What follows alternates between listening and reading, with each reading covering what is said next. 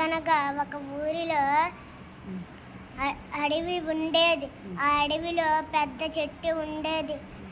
అప్పుడే ఆ కాకి గూడు కట్టేది. ఆ గూడిని అప్పుడే హ్యాపీగా ఉండేవి. తన పిల్లలతో హ్యాపీగా ఉంటుంది.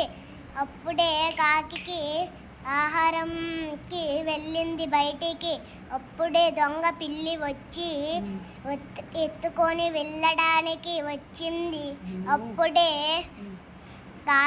కాకి పిల్లలు కావు కావని అరిశాయి. అప్పుడు కొంగ విన్నది. కొంగేమో వచ్చి ముక్కుతోటి పొడిసింది. అప్పుడు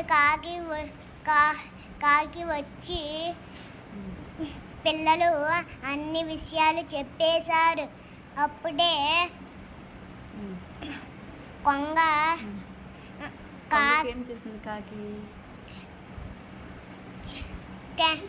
థ్యాంక్ యూ చెప్పింది. కాకి థ్యాంక్ యూ చెప్పిందా? మరి నువ్వు థ్యాంక్ యూ చెప్తావా? ఎవరికి చెప్తావు? నీకెవరైనా హెల్ప్ చేస్తే అప్పుడు థ్యాంక్ యూ చెప్తాను. Very good.